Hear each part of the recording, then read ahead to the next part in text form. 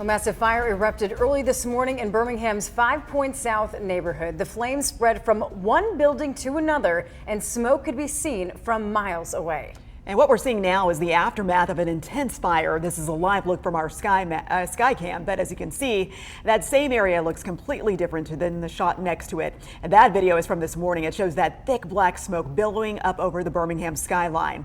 Good evening. I'm Carla Wade. And I'm Brittany Decker. Thanks so much for joining us here. I want to show you this video. The fire that was raging, as we've been telling you about, that old vacant house in 5 Points South. This was just before the sun came up. This is the scene that our crew saw when they first got out to 20th Street South at about 6 o'clock this morning. Flames were coming out of windows and doors. The entire house was engulfed in flames. And by 7, you can see the old house, which had once been a business, was destroyed. Birmingham first responders continuing to attack the fire, but it had spread to 2 buildings, which included apartments on each side of the house. Yeah, the fire continued for hours with dozens of first responders on the scene, as well as the American Red Cross. That organization tells us at least 18 people do not have a home to go back to tonight. And this all happened only about a half a mile from our station near Vulcan. This area is the route that a lot of people take to get to downtown Birmingham, as well as 5 Points South. Let's get straight out to WVTM 13's Jarvis Robertson, who has been there at that scene all day. As you can see here, he's joining us live. Jarvis, what can you tell us right now?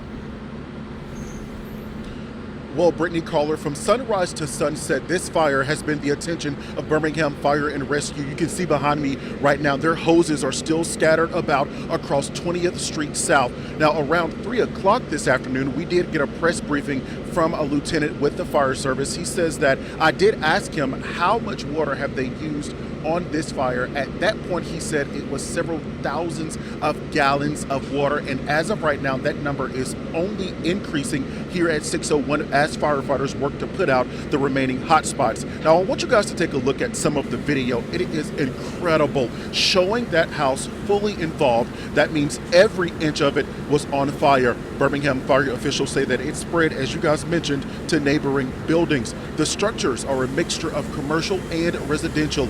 Initially, there was word of possible explosions happening, but fire officials believe that that was just the sound of glass and other parts of the buildings crumbling because of the fire. Now, I did have a chance to speak with someone who lives nearby about what he heard and saw this morning. I started to hear crackling, like popping. Some of the people in my apartment thought it was fireworks or so, and also other people in the apartment building saw through their windows an orange glow. So then our group chat in our building started going off. They could feel the heat through their windows from the fire. It was so close. Now, it's unclear how much longer Birmingham firefighters are going to be on scene. I can tell you the Jefferson County Mobile Command Emergency Management Agency Mobile Command Center, it just arrived on scene not too long ago. So they're going to be here well into the night. Now, firefighters, again, they are expected to try and put out all of these hot spots tonight. Because of the size of the fire, it has garnered so much attention around the Birmingham metro. People outside of Birmingham, Jefferson County, seeing that smoke billowing into the air from miles away.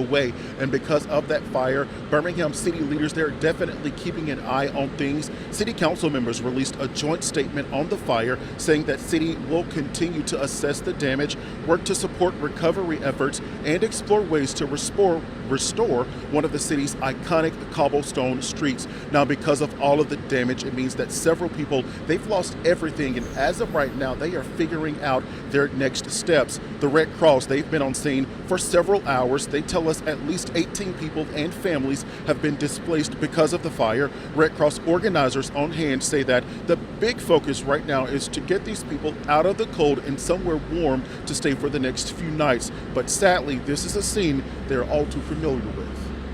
We respond a lot to multifamily fires in Hoover, Vestavia, Center Point, and so this time of year it's not uncommon for us to have more than one in a day.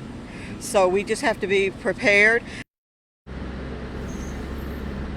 Now, the Red Cross isn't the only organization or people helping out with helping those victims that have been displaced. Earlier today, we did have a chance to catch up with the owner of Alchemy Footwear and Apparel. He came out to lend a helping hand.